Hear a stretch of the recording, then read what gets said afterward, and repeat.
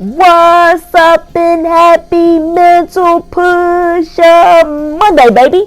We here. And if this is your first time joining, my name is Andrea Fitzgerald. I'm an author, a speaker, educator, and also a person really obsessed with personal growth and development. So each week we get in the gym, we do our mental push-ups because the most challenging yet rewarding work that we will ever do is on ourselves. And just building off our greatness, y'all, because y'all already great. And I want to thank all of you all for tuning in. Shout out to you, Roz. I see you in the comments. Thank you so much, cuz. I see you in the comments. Thank y'all so much for commenting and doing this together. So thank you all so much. So today, folks, we are going to talk about mind over matter. And I thought about this idea a few weeks ago. I was in Charleston, and it was early because it is an hour ahead of when I get up each day. So I usually wake up at 4:30 in the morning, and that alarm clock went off. So really, it was 3:30 where I'm from. And I said to myself, I was like, man, I'm so tired. I can do it this afternoon. I don't feel like it. I don't want to. And I probably sat in the bed for about 10 minutes, and then I finally got up. And I went ahead and I went to the gym, like I had told myself that I was doing that morning. And once I left the gym, I felt great. I felt good. But before that even happened, it was like this whole narrative and these thoughts going in my mind, like, oh, I could just do it later. Oh, like talking myself out of doing the thing that I know I want to do. I want to be in shape. I want to be healthy. And almost talk myself out of that going because I didn't feel like it.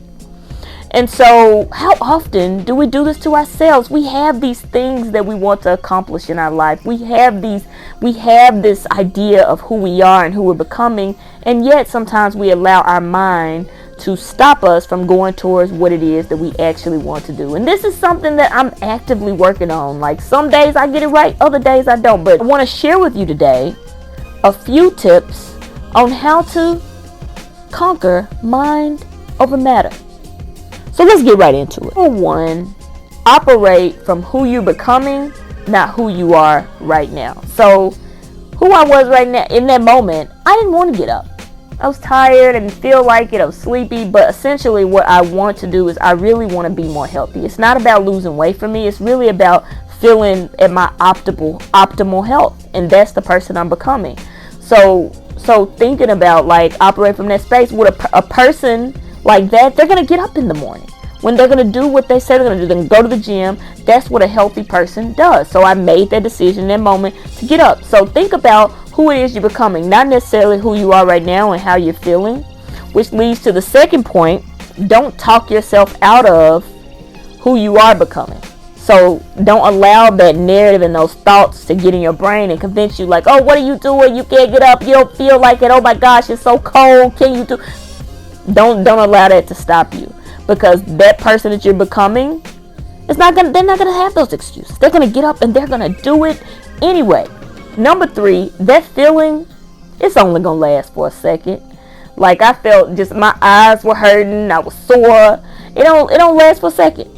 Once I got up and went in the bathroom, washed my face, it was all good. I was like, okay, I'm ready. Let's go. Put my clothes on, head out the door.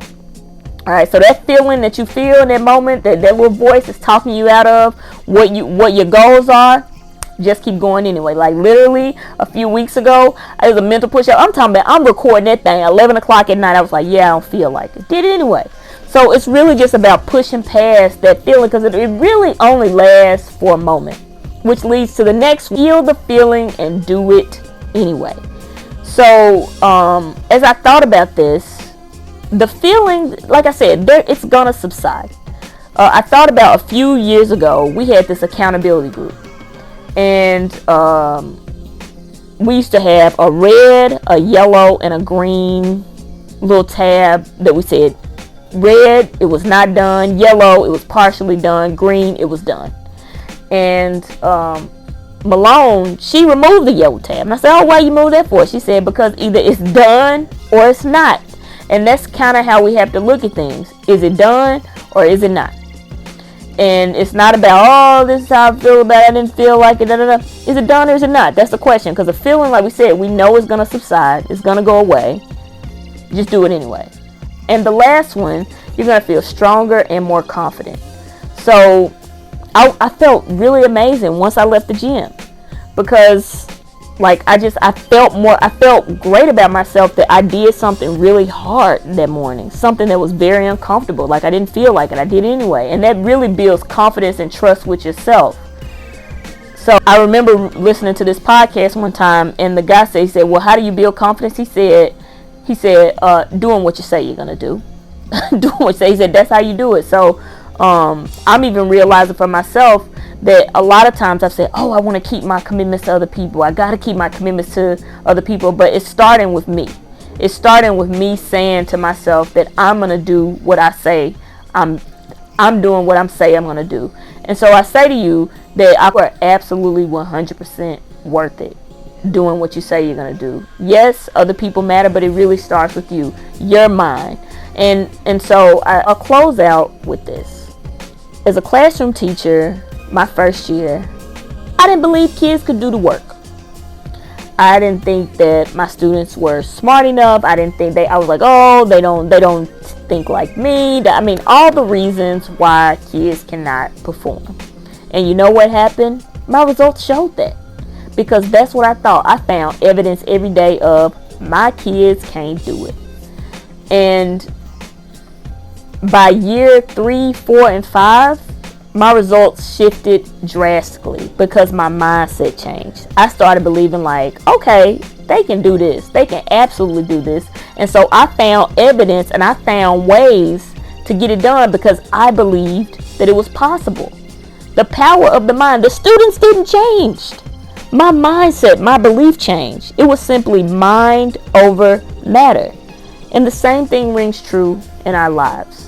So I challenge you that you're going to have thoughts that pop up for you as well. And it's just essentially mind over matter. What you think, what you believe is going to dictate the results we have for our life. So we really have to use our mind for good.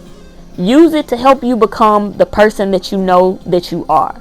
It's mind over matter. Okay. Thank you all so much for tuning in. If this added some value, share, subscribe, like, all of that. And as I always say, be bold, be brave, and most importantly, friends, be you. And I'm out.